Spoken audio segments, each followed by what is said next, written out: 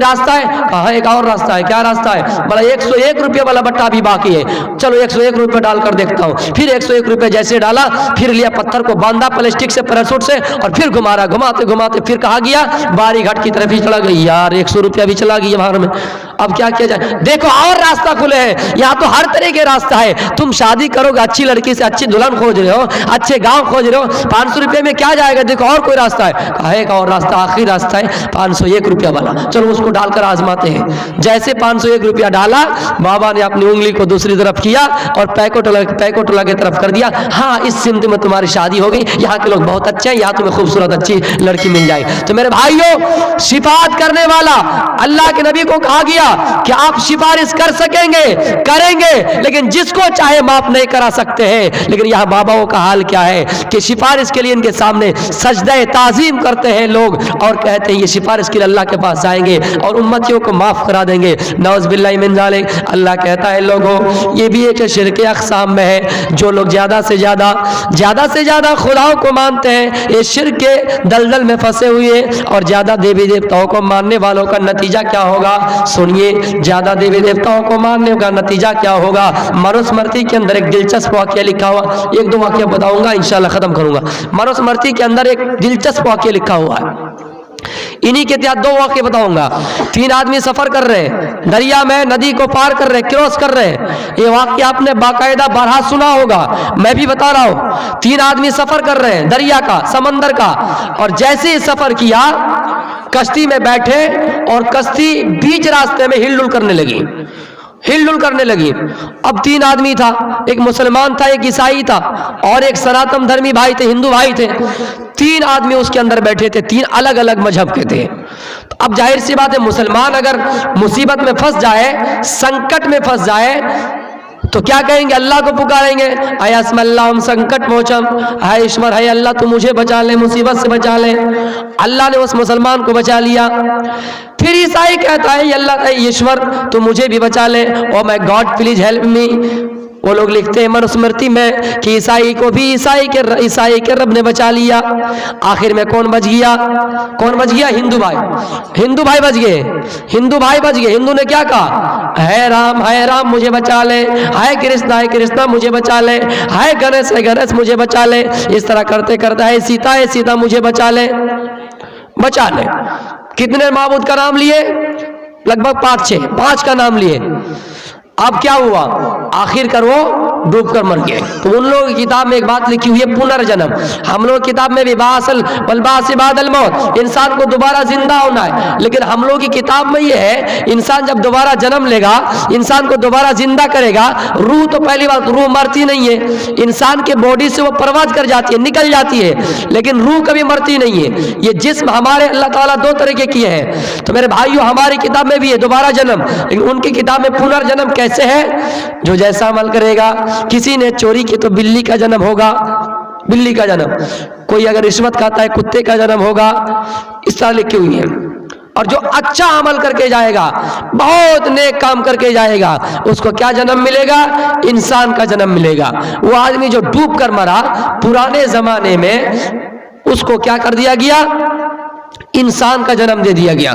जब वो इंसान बन गए, सारे देवी देवता उनके सामने आ गए, सारे माबूद उनके सामने आ गए, और उनसे कहने लगा, दुनिया के अंदर कौन सा ऐसा अच्छा अमल किया था जिसके बदौलत तुम्हें इंसान बनाए गए हैं? पुनर्जन्म में तुमको इंसान का जन्म मिल गया, कोई तो अच्छे अमल किए होंगे। वो कहा, इतने माबूद हमारे हैं, राम है, सीता है, गणेश है, कृष्णा है, और आप सब ने मिलकर हमें नहीं बचा पाए। मुसलमान का एक ही रब अल्लाह है, उसको अकेले रब ने बचा लिया। ईसाई ने आवाज दी अल्लाह को, ईश्वर को, उसको बचा लिया, और आप हमारी इतने रहने के बावजूद हमें नहीं बचा पाए। तो क्या मामला है, क्या बात है? सबने कहा, राम का नाम लिया, राम बचाने के लिए आ रहे थे। जैसे राम का नाम लेना छोड़ दिया, दूसरे का नाम लिया, सीता का नाम लिया, गणेश का नाम लिया, श्री कृष्ण का नाम लिया। जाहिर सी बात है, आप जिसकी गुण गाएंगे जिसकी तारीफ करेंगे उसी के खाएंगे, और किसी के खाएंगे किसी के गुण करेंगे। आप हिंदुस्तान में रहेंगे पाकिस्तान के नाम करेंगे तो ऐसा तो मुमकिन नहीं है। अब पाकिस्तान, अगर हिंदुस्तान में रहेंगे पाकिस्तान की तारीफ करेंगे तो हिंदुस्तान वालों को जलन होगा। पाकिस्तान का खाएंगे, हिंदुस्तान के गुण गाएंगे तो पाकिस्तान वालों को जलन होगा। इसलिए राम कह रहे हैं कि मेरा नाम जैसे लेना शुरू किया, मैं बचाने के लिए आ रहा था, फिर मेरा नाम लेना छोड़ दिया, दूसरे माबूद का नाम लेना पुकार लिया। तो मेरे भाइयों, इस तरह करते करते आखिर में तुम मर गए, तो इसमें हम लोगों का क्या कसूर है? मतलब ये बताने का इस वाकया का कि ज्यादा खुदाओं को मानने से हमारा और आपका नतीजा भी वही होगा। तो पुनर्जन्म उनकी किताब में है। और एक बात याद रखिएगा, औरत भी कोई अगर ज्यादा से ज्यादा शौहर करते हैं, ज्यादा शादियां करते हैं, वो भी सक्सेस नहीं होंगे। पांडुए के कितने, एक पत्नी थी। पांडुए कितने थे? 5 थे। पांडुए कितने थे? 5 थे, लेकिन पत्नी कितनी थी? एक ही थी। कैसे भस्म हुए, कैसे वाक्य सामने आया? देखिए, एक हालांकि हो सकता हुआ है, लेकिन एक किताब में उनके एक वाक्य लिखा हुआ है कि पांडुए की एक पत्नी, 5 भाई की एक पत्नी थी। अब 5 भाई अपने पत्नी से कैसे मिलने जाएंगे? एक घर तैयार किया, घर तैयार करने के बाद 5वें पांडुए ने बारी लगा ली, कहा तुम इतने बजे जाओगे, तुम इतने बजे जाओगे, तुम इतने टाइम पे जाओगे उसके साथ मिलने के लिए, और जाओगे तो पहले रास्ते में, द्वार में, दरवाजे में चप्पल रखकर जाओगे, ताकि जब दूसरा पांडु उसके अंदर प्रवेश करे, दूसरा पांडु जब उसके अंदर घुसे तब देखे कि चप्पल बाहर में रखा हुआ है, और चप्पल देखकर वो ना जाए, वो समझ जाए कि दूसरा पांडु उसके अंदर है। एक दिन ऐसा हुआ, चलता गया, इस तरह होता रहा। एक दिन कुत्ता आया और चप्पल लेकर भाग गया। फिर दूसरा भाई आया और देखा कि चप्पल नहीं, वो सोचा यार अभी तो खाली है द्रौपदी, उसका नाम द्रौपदी है, उसका नाम द्रौपदी है, हवाला दे उसका नाम द्रौपदी है। देखा चप्पल नहीं है, वो सोचा कि यार द्रौपदी अभी अकेले खाली है, चलो हम चलते हैं। और जैसे गए देखा कि दूसरा पांडु उसके साथ है। क्या किया? अपने कपड़े उठाया और कपड़े समेत उसके ऊपर ऐसे ललकारा कि क्या तुम्हें चप्पल नहीं दिखाई दी? यार चप्पल तो नहीं, कौन ले गया चप्पल? चलो बाहर खोजते चप्पल खोजता गया, देखा कि कुत्ता चप्पल लेके भाग रहा है। तो मेरे भाइयों, जिस तरह ज्यादा खुदाओं को मानने से नतीजा उस तरह हुआ, उस तरह औरतें भी अगर ये सोचे, औरतें भी अगर ये समझे, हम ज्यादा शौहर करेंगे, ज्यादा शादियां करेंगे, मर्द को इजाजत है लेकिन औरत को एक से ज्यादा इजाजत नहीं है। मेरे प्यारे साथियों, पुनर्जन्म का एक वाकया और बता रहा हूं, उसी वाकये को बताकर रुखसत लेना चाहूंगा क्योंकि टाइम काफी हो चुका है, सर्दी का मौसम है। इंशाअल्लाह 9 तारीख को भी बंगामा के ही इलाके में कहीं मेरा प्रोग्राम है, वहां विस्तार रूप से प्रोग्राम करेंगे। यहाँ ऑलरेडी 2 प्रोग्राम करके आए, इसलिए आवाज भी बैठ गई, और शबनम में इतनी दूर से इतना दूर का सफर किए, इसलिए इसके लिए माफी चाहता हूं। एक वाक्य बता रहा हूं, एक मर्तबा ऐसा हुआ कि कुत्ता सड़क के किनारे बैठा हुआ भौंक रहा था। कुत्ते का काम ही भौंकना, भौंक रहा है, और ये एक भिखारी चला आया। भिखारी भूख से परेशान था, और जैसे कुत्ता ने भौंका, इसको बुरा लगा, यार अभी भूख से परेशान हुआ तो भौंक रहा हमारे सामने। लाठी उठाई और दे कुत्ता को दंदर मारा। जैसे कुत्ते को मारा लाठी से, वो कुत्ते क्या किए? अदालत में शिकायत कर दिए, राम के दरबार में शिकायत कर दिए। कुत्ते राम के दरबार में शिकायत की। कौन? कुत्ते। अब वही लोग बताएंगे कुत्ते कितने चालाक थे उन लोगों के। तो मेरे भाइयों, राम के दरबार में शिकायत किए। क्या शिकायत किए? कि फला भिखारी ने मुझे डंडा मारा है, चलो भिखारी को बुलाया जाए। राम ने लक्ष्मण समेत कुछ दरबारियों को भेजा, कुछ सेनाओं को भेजा, जाओ दरबारियों को, जाओ भिखारी को पकड़ के लेके आओ, गिरफ्तार करो, अरेस्ट करो। कुछ दरबारी गए और उस भिखारी को पकड़ के लेके आया। भिखारी, क्या तुमने कुछ कुत्ते को मारा? कुत्ते शिकायत करने के लिए आए। हाँ मैंने तो मारा है, भूख लगी थी, भूख से परेशान थे, कुत्ता भौंक रहा था, मैंने उसको डंडा चलाया है। अब तुम इसकी सजा क्या लोगे? हम तो कुछ नहीं बता सकते, हम कुत्ते को मारे, हम क्या सजा लेंगे? चलो एक काम करते हैं, कुत्ते ही से पूछ लेते, कुत्ते तुम इसको क्या सजा दोगे? कुत्ते क्या कह रहे जानते हैं? कुत्ते कह रहे हैं, राम इसको राजा बना दिया जाए, है राम इसको नेता बना दिया जाए, है राम इसको प्रधानमंत्री बना दिया जाए, है राम इसको चौकीदार बना दिया जाए, है राम इसको प्रधानमंत्री मुख्यमंत्री बना दिया जाए। सब चौकन्ना हो गया यार, इसको मारा कुत्ते को, और कुत्ते कह रहे इसको देश का प्रधानमंत्री बना दिया जाए, क्या मतलब है? सब हंस पड़े। सबने दिल ही दिल में सोचा, अब राम थे इंसाफ करने वाले, इंसाफ कर दिया, उस आदमी को, उस भिखारी को राजा बना दिया, मंत्री बना दिया, नेता बना दिए। और सिर्फ नेता बनाने के बाद बस नहीं किया, क्या किया? सिंहासन के लिए सारे खर्चा भी दिए, सारे प्रॉपर्टी दिए, कितने इतने रुपए तुम्हें फला फला जगह पे जरूरत है, इतने जगह पे तुम्हें इतना काम खर्च करना है, फला जगह पे, यहाँ पर डिगोरिया में रोड नहीं बना हुआ अभी, उसके ऊपर पत्थर ही डाला हुआ, तुमको रोड बनाना है, इतने खर्चा भी दे दिए। खर्चा देने के बाद जब उसको विदाई कर दिया दिए, रुखसत ही कर दिए। उसके बाद दरबारी ने राम से पूछा, राम आपने क्या किया? कुत्ते ने शिकायत दर्ज करने के लिए आए और आपने तो उसको मालामाल कर दिया। राम कह रहा हमने थोड़ी किया, कुत्ते ने शिकायत करने के लिए, इंसाफ मांगने के लिए आए, हमने उसको इंसाफ दिया, कुत्ते ने हमने बना दिए। चलो कुत्ते ही से पूछ ले तुमने इसको क्यों ऐसा बनाया? तो कुत्ते क्या कह रहे जानते हैं? कुत्ते कह रहे हैं राम, हाय प्रभु है राम, मैंने उस आदमी को इसलिए नेता बनाया, मैंने उस आदमी को इसलिए देश का प्रधानमंत्री बनाया, इसलिए कि मैं भी एक जन्म में देश का प्रधानमंत्री था, मैं भी एक जन्म में नेता था। लेकिन हाँ, सरकारी फंड से जब मेरे पास 1 लाख रुपया आते थे, मैं 80,000 अपने खुद खा लेता था और 20,000 अपने ही लोग में बांटता था। जब मैं ऐसा नाइंसाफी लोगों के साथ किया करता था, अन्य लोगों के साथ किया करता था, तब ईश्वर ने पुनर्जन्म में मुझे कुत्ते का जन्म दे दिया है। अब मैं कुत्ता बन गया हूं, अब मैं कुत्ते की शक्ल इख्तियार कर लिया हूं, पुनर्जन्म में मुझे कुत्ता बना दिया गया है। मैंने इसको इसलिए ऐसा बनाया, इसलिए मैंने इसको नेता बनाया। ये भी नेता बनने के बाद जब 80,000 रुपये खुद खा लेंगे और 20,000 गरीबों में देंगे, फिर अपने ही लोगों में देंगे, गरीब गुरबा को नहीं देंगे, सारे रुपया खा जाएंगे। पुनर्जन्म में इनको भी कुत्ते का जन्म मिलेगा और जैसे इनको कुत्ते का जन्म मिलेगा और ये भौंकेगा, सड़क के किनारे घूमेगा, तो कोई इंसान, कोई भिखारी भी उस कुत्ते के ऊपर लाठी चार्ज करेंगे, कोई इंसान भी उस कुत्ते के ऊपर पत्थर फेंकेंगे। मेरे भाइयों, पुनर्जन्म का ये हाल है। वो लोग कहते हैं पुनर्जन्म की हाल है। अब ये समझ सकते हैं पुनर्जन्म का हाल। जो लोग जितने भी कुत्ते सब ऐसा थे, सब नेता थे, सब देश का प्रधानमंत्री थे। अब कैसा थे प्रधानमंत्री? ये क्या मौजूदा हालत के या क्या है? मौजूदा हालात के प्रधानमंत्री जैसे थे या क्या थे? मैं ये देश का नाम ले लिया कि किस देश के प्रधानमंत्री। मेरे भाइयों, उन्हीं की किताब में लिखा है, लेकिन मैं खिलाफ किसी भी धर्म के नहीं करूंगा, हमेशा ये लोगों को पैगाम देकर रहूंगा। ऐ लोगों, कुरान कहता है इन्ना खलकनाकुम मिन ज़करिन व उन्सा। कुरान कहता है ऐ लोगों, हमने तुम सबको एक ही माँ और एक ही बाप से पैदा किए हैं। तुम सबकी माँ एक है, तुम सबका बाप एक है। अलग बात है कि हमने वजअलनाकुम शुऊबन व क़बाइला लिताअरफू, हमने तुमको कुंभों में बांट दिए, कबीले में बांट दिए। लेकिन इसका मतलब ये नहीं कि कोई ब्राह्मण दलित के ऊपर आक्रमण करे, कोई क्षत्रिय शूद्र के ऊपर आक्रमण करे, कोई नीची जात, कोई ऊपरी जात, कोई बड़ा मकाम, बड़े पोस्ट के वाले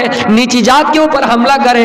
इसका मतलब ये नहीं, लिताअरफू, ताकि आपस में एक दूसरे को पहचान जाए कि हाँ फला किस खानदान से, फला किस खानदान से। लेकिन इसका मतलब ये नहीं। आज देखिए पूरे हिंदुस्तान के अंदर दलितों की कितनी इज्जत है, दलित को पैरों के नीचे बताए जा रहे हैं, दलित की कोई इज्जत नहीं। इसी को देखकर तो डॉक्टर भीमराव अंबेडकर ने कह दिया था कि इस मनुस्मृति जैसी किताब को जला देना चाहिए, क्योंकि मनुस्मृति में यही बात लिखी हुई है कि कोई दलित है, कोई ब्राह्मण है। लेकिन हमारी किताब तो कहती है, हमारी हदीस तो कहती है कि किसी काले को गोरे पर, किसी गोरे को काले पर कोई फजीलत नहीं है। आओ, इस्लाम जैसा धर्म तुम्हें कहाँ मिलेगा?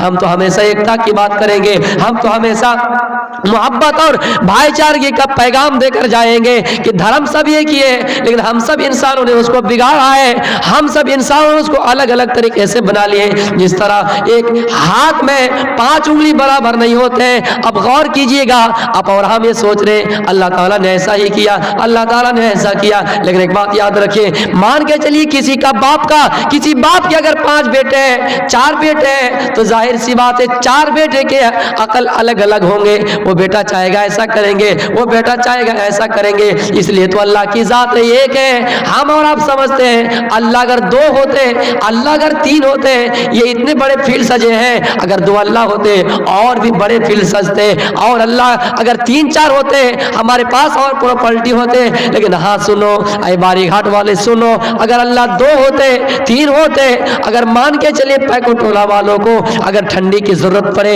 और बारी घाट वालों को गर्मी की जरूरत पड़े, 2 अल्लाह होते। एक अल्लाह कहता नहीं नहीं मैं पैको टोला की बात सुनूंगा, दूसरा अल्लाह कहता नहीं नहीं मैं आज बारी घाट वालों की बात सुनूंगा।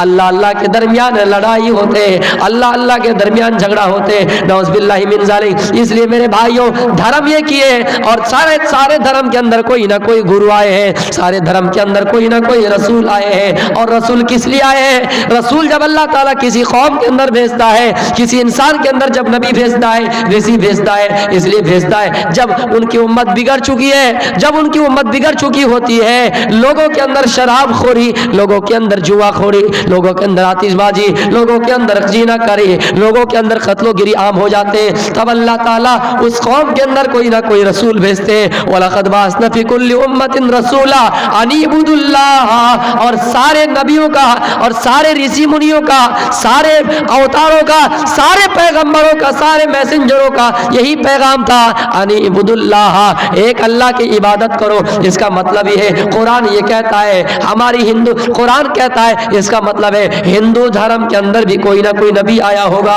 हिंदू धर्म के अंदर भी कोई ना कोई रसूल आए होंगे। जिस तरह ईसा मसीह, जिस तरह ईसाई लोग, क्रिश्चियन लोग मानते आज भी ईसा को कि ईसा उनके नबी है, ईसा को आज भी वो लोग मानते हैं। आप तौरात पढ़िए, ओल्ड टेस्टामेंट, और आप जाइए यहूदियों के पास, आप जाइए यहूदियों के पास, आज भी यहूदी ये तस्लीम करेंगे हमारे दरमियान मूसा आए थे, आज भी वो तस्लीम करेंगे। तो पता चलता है अल्लाह ताला हर धर्म के अंदर कोई ना कोई रसूल भेजा है, हर धर्म के अंदर कोई ना कोई किताब आई है। हो सकता है चेंजिंग कर लिए गए हो सकता है किताब को बिगाड़ दिए गए हो और लोगों ने उसका अलग अलग तर्जुमा ले लिए है, अलग अलग माना ले लिए है। लेकिन हाँ, एक बात याद रखो, कुरान जो अल्लाह ताला की एक मुस्तकिल खिताब है, जो कुरान जो अल्लाह के नबी को उसवा हसना करार दिया है, कुरान जो उम्मत को बेहतर उम्मत करार दिया है, कुरान जो कह रहा है ऐ लोगों सुनो, कुरान जिस नबी के ऊपर उतारा है वो नबी तमाम नबियों में अफजल है, कुरान जिस महीने में उतारा है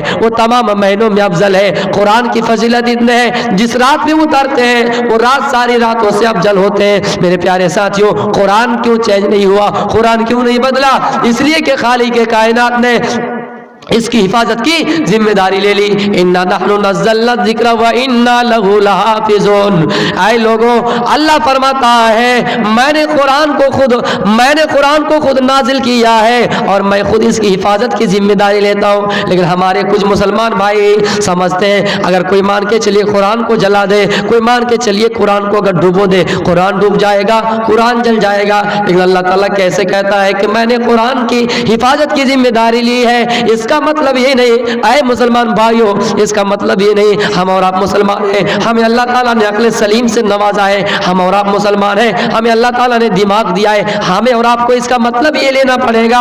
इसका मतलब ये है कि कोई इंसान अगर कुरान की तमाम नुस्खों को जलाकर खत्म करना चाहे, कुरान की तमाम आयतों को मिटाना चाहे, मिटा नहीं सकता। इसका मतलब ये है हमारे दरमियान और आपके दरमियान जो हाफिज कुरान बनता है, 10 साल और 11 साल का बच्चा हाफिज बनता है, कुरान को याद करता है, कुरान उसके सीने के अंदर महफूज हो जाता है। इतनी मोटी किताब, सूरा, एक सूरा ने 114 सूरतें हैं, 6666 आयतें हैं। मेरे प्यारे साथियों, 30 पारा मुकम्मल किताब एक 10 साल 12 साल के बच्चे याद कर लेते हैं। अगर कोई कुरान को जला दे, कुरान अगर डुबा दे, मेरे प्यारे साथियों, तो वो इंसान फर कुरान सुना देगा, वो हाफिज कुरान फर कुरान सुना देगा और राइटर उसको लिख लेंगे। इसलिए अल्लाह ताला ने कहा कुरान को कोई नहीं मिटा सकता है। इसलिए इस्लाम के दरमियान कोई चेंजिंग नहीं है, कोई बिगाड़ नहीं है। वलन तजिद लिसुन्नतिल्लाहि तब्दीला, आप अल्लाह ताला की सुन्नत में कोई तब्दीली नहीं पाओगे। हम और आप ये समझते हैं कि अल्लाह के नबी का गुजर इस दुनिया से कम से कम 1400 साल हुए, 1450 साल, क्या कोई तब्दीली आई होगी? नहीं, कोई भी तब्दीली नहीं होगी, कोई तब्दीली नहीं आई है। लेकिन जो आई है उसका भी हल है। लेकिन आप हमें कोई ऐसा धर्म दिखाइए जिसमें तब्दीली ना आई हो। श्री कृष्ण जी खुद कहते हैं यदा यदा ही धर्मस्य ग्लानिर्भवति भारत, जब जब धर्म के अंदर गिलानी होती है, जब जब धर्म के अंदर बिगाड़ पैदा होते हैं, तब मैं अवतार रूप धारण करता हूँ, तब मैं ईश्वर का रूप धारण करता हूँ। मेरे प्यारे साथियों, तो पता चलता है हर धर्म के अंदर बिगाड़ होता है, हर धर्म के अंदर कुछ ना कुछ चेंजिंग आते रहते हैं। लेकिन इस्लाम ऐसा मजहब है, इस्लाम ऐसा शांति मजहब है। और हाँ, एक बात सुनिए, इस्लाम सिर्फ हमारा मजहब नहीं है, इस्लाम सिर्फ मुसलमानों का मजहब नहीं है, इस्लाम सबका मजहब है, सारे धर्मों का मजहब है। और इस्लाम में सारे धर्मों का है, इन्ना दीना इंदल्लाहिल इस्लाम, अल्लाह के नजदीक सबसे पसंदीदा धर्म अगर कोई है तो इस्लाम है। सबसे पसंदीदा धर्म अगर कोई है तो वो इस्लाम है। मेरे प्यारे साथियों, इस्लाम ने हर चीज का हल बताया। इस्लाम ने ये कहा, ऐ लोगों, अगर जरूरत पड़े तो कसम, अगर किसी का खाना है तो अल्लाह के खाना है जरूरत के वक्त। लेकिन हम और आप समझते हैं जब चाहे अल्लाह की कसम खाए, जब चाहे मोहम्मद की कसम खाए, जब चाहे फला की कसम खाए, मोहम्मद के रब के कसम खाए,